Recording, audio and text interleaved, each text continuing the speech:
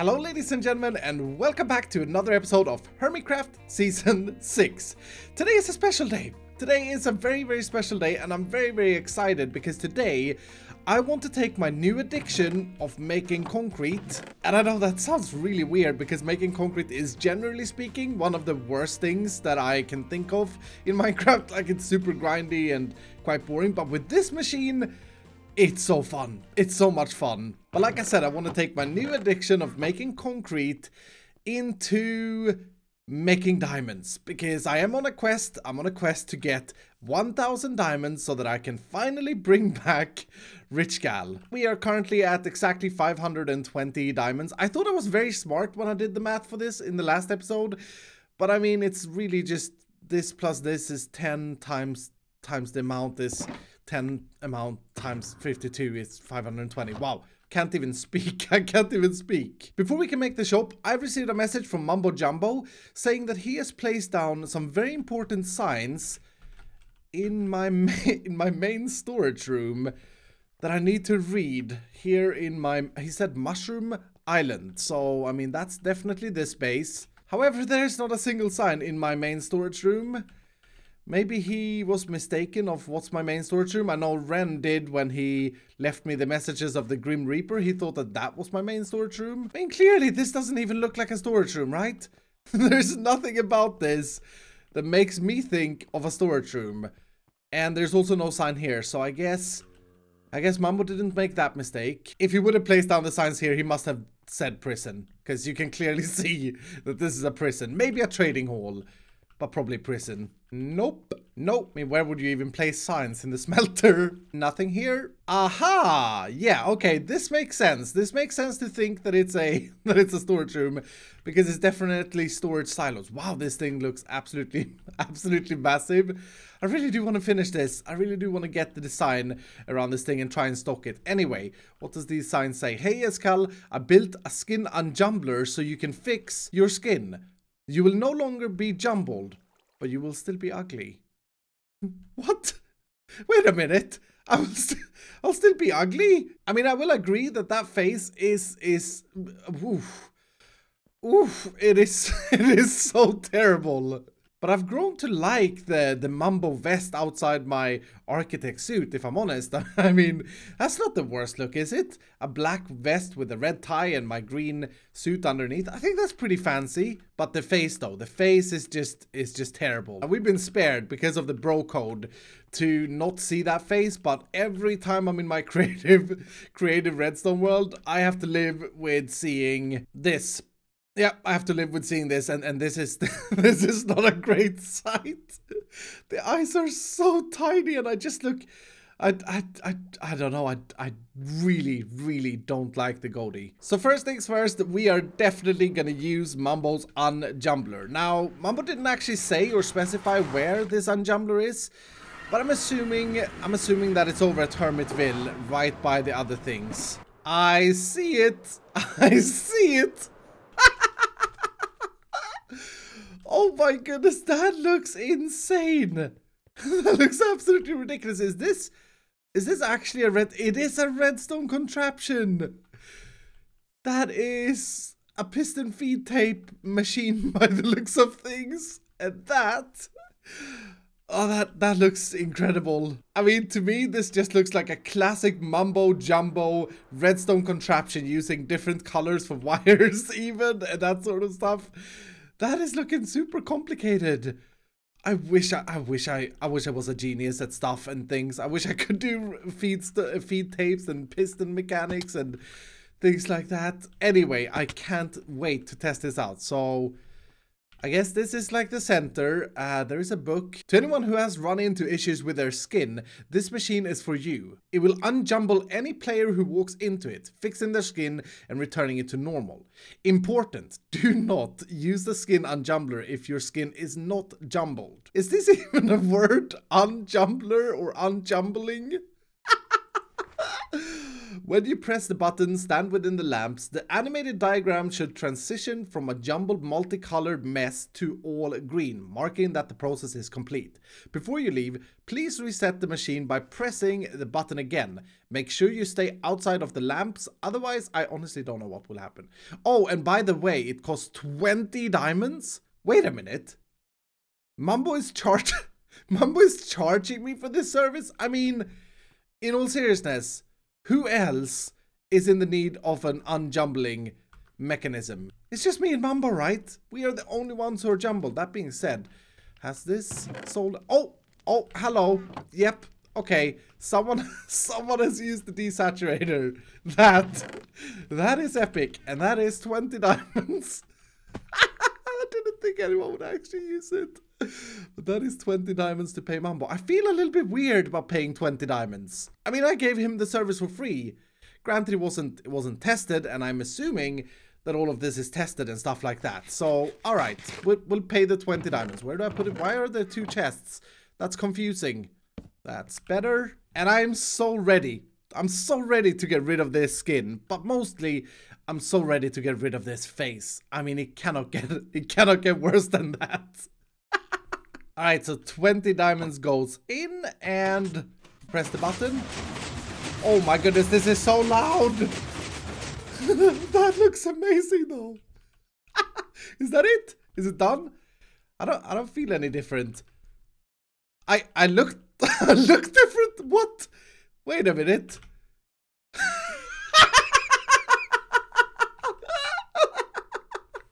No.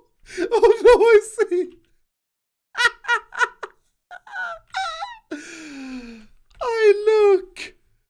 I have turned into that.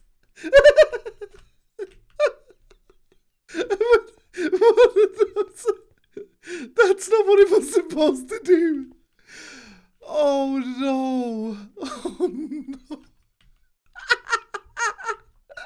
Mumbo, you tricked me. You've tricked me. Oh no, I didn't want to look like that. I wanted to look like Iskall. For goodness sake. I mean, that face is an upgrade. I'm not gonna lie, it is an upgrade from the crazy weird face that I had with the jumbled skin, but still, it kind of lacks character. Definitely lacks character. For goodness sake.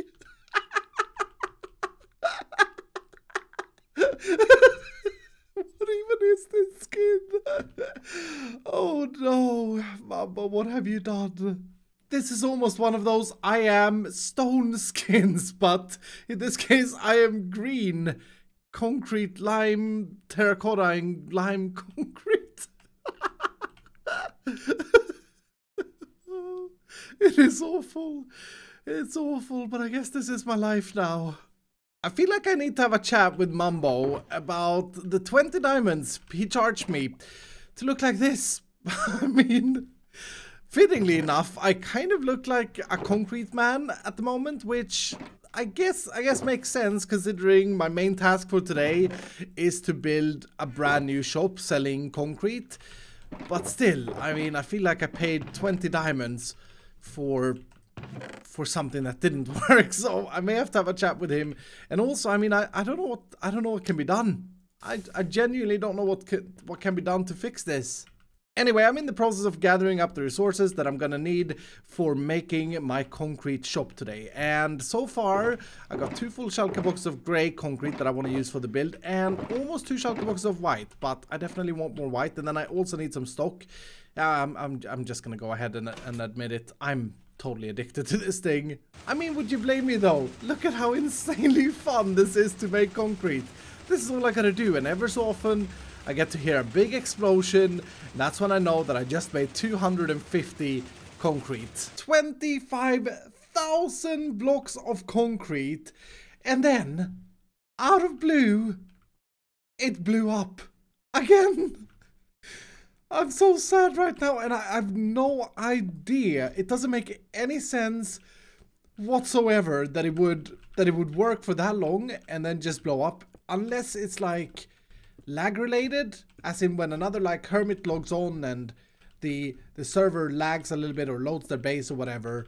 I suppose whenever you build TNT contraptions in Minecraft, you have to sort of be aware that there is a risk that the TNT explosion is not going to do what you want it to do. You kind of have to be prepared to do this, to rebuild it. But it's still never fun when it happens, and it's still very, very frustrating. I think the most annoying thing is not knowing what caused the explosion rather than it blowing up, if I'm honest. Because I've rebuilt this machine so many times, I should be pretty good at knowing what block goes where at this point in time. Last pieces of the puzzle all completed, and that is the machine fully rebuilt. Look at my arm. I'm like illuminated with this skin. I'm not gonna lie, I don't think I've ever had this much concrete made up. Ever. I mean, this is just such a nice sight. I mean, some of this I'm gonna sell, but also some of it I'm gonna use for designing our new shop. So now that I have a bunch of resources, the next step is to head out to the shopping district and try and find a location for the shop. Now I gotta say, the task of finding an available space in the shopping district seems pretty impossible. It seems pretty impossible because all of this area over here, the original part of the shopping district, is taking up. And I can't help but notice that Sahara, in all its glory, is probably taking up a good 25%. A fourth of the entire shopping district. I mean, that is absolutely hilarious. Now, I do have my old beacon shop that is not being maintained right over here. And this is, I mean, despite it being some blood and a random stress monster head, this is a pretty prime location. Is it big enough though? Even though this is a prime location, this is an issue. And the parrot is gone. Someone gotta clean up this poop. This general area here, right behind Concorp's wood shop, is another area that I think, although I'm not sure, I think is an extension of the shopping district. So we got this area over here, and then this little hill over here, which looks quite interesting, to be honest. Wait a minute, what about this area?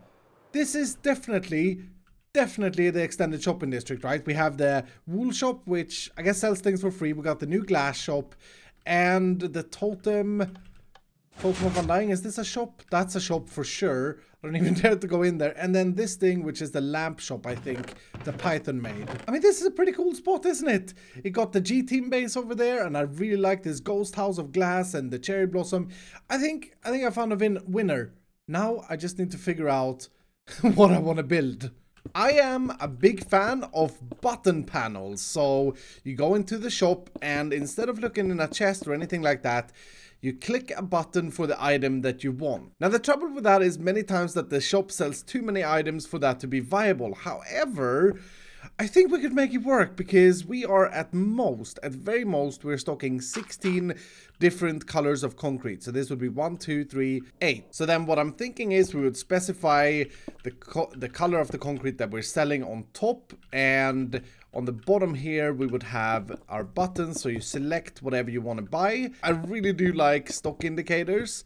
So we definitely want stock indicators. I mean, already this is looking kind of interesting to me. I don't know what it is, but I really do like button panel selection panels or whatever. So you'd press a button, and then we want a shulker box to be dispensed over here, kind of similar to what Cupfan has done in his 2D shop. I really like that little system. So we'll pre-package them, we'll stock them, and if I select yellow, a shulker box will be sent over here and dispensed, and then we will access the shulker box here. Now we need a few different things here to make this work. We need, for example, the shulker box to be destroyed automatically when it's empty and then picked up. So I probably want to put a soul sand block here, and then some sort of water stream or hoppers down here that picks up the shulker box. We need a piston on top to break it with a slab, just like that.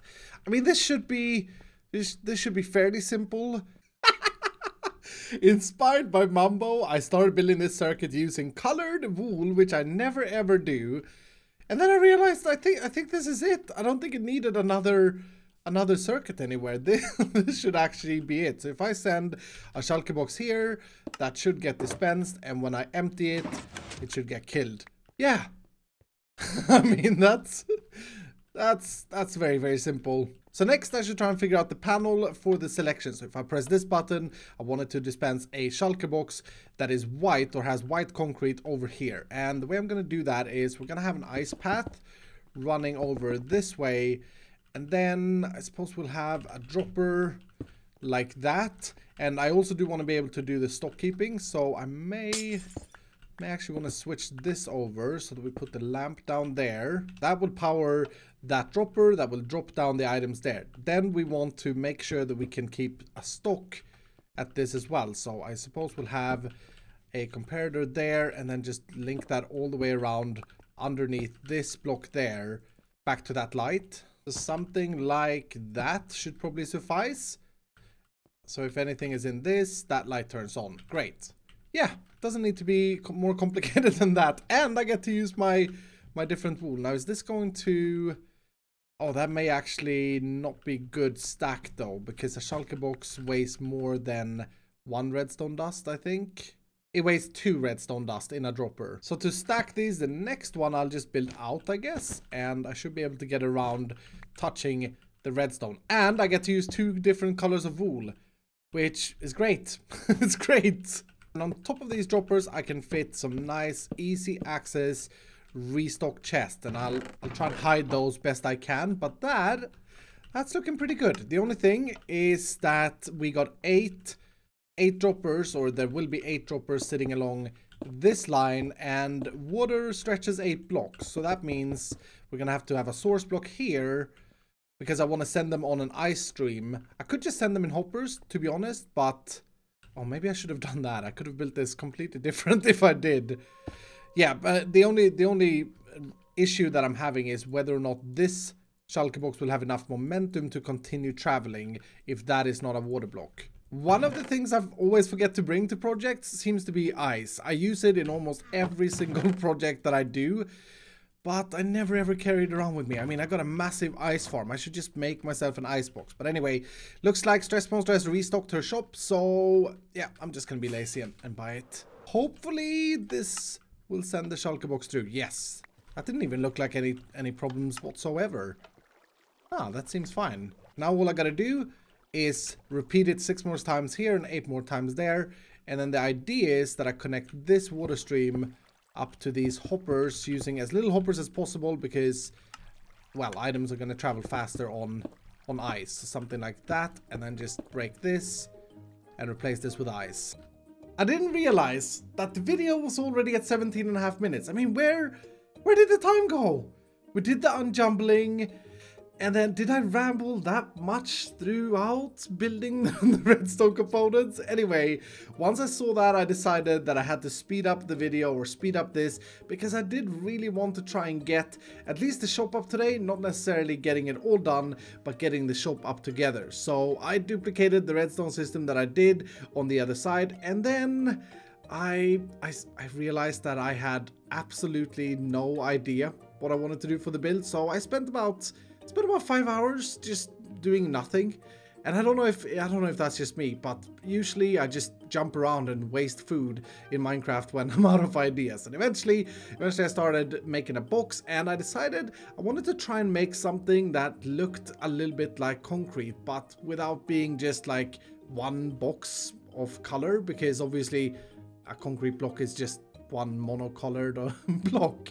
So I came up with this idea for a design, and to be honest with you, it looks a little bit weird, but I think for some reason, for me, it really reminds me of concrete. It's almost like Lego. It looks a little bit like Lego. Yeah, I would say it looks a little bit like Lego, and in all fairness, Lego is concrete of Minecraft, isn't it? It's very similar. Concrete and Lego is the same. Anyway, I went on to the interior as well, although the interior in this build, as in many builds that I do, is pretty plain and a little bit boring. I'm really happy with the Sahara Now section. That's like the best interior I've ever done. I do need to practice. I do need to practice on some interior designs. This ought to be one of the weirdest buildings I've ever done on the Hermitcraft server, but I mean, it looks pretty cool. I'm pretty happy with this. I wanted to create something that immediately tells anyone who comes close that this is a concrete shop. I don't know if it actually does that. Now that I look at it, it could also be like a shoebox. For some reason, it reminds me of some kind of sports thing. I think I may want to make it taller as well, maybe double the size that it is now, so another layer of this box upwards. But I got a little bit of an idea for something pretty cool to do at the very top of this thing. Anyway, inside everything is set up and everything is working. I haven't stocked the shop yet though, and I haven't really thought about any prices or anything like that. I feel like every single shop this season that I've done, the prices have been really good, but no one else is selling concrete and it is a grind to get. 4 stacks, 8 diamonds. Is 2 diamonds per stack of concrete too cheap? That's the price of the terracotta shop. That's what Cubfan sells all the dyed terracotta for. I feel I would definitely buy that. And the reason I do 4 stacks is because I don't want to overdo shulker boxes in the system. And of course we have to preload the shulker boxes. So in this example, this would go in this chest and hopefully everything works. We should see the stock coming on. And then if I want to buy that, I click there and it should be delivered fairly quickly. Yep. And then we get the concrete. Oh, that is actually working absolutely beautifully. I haven't yet made a system to pick up the empty shulker boxes though. I really can't decide what I want to sell the concrete for. So what I'm gonna do, I think, is ask you guys. I mean, you guys usually have a great idea about what you think will be the correct price for something. So if you have an idea what we should sell concrete for, and if we should sell all the colors at the same price, which I personally think we should.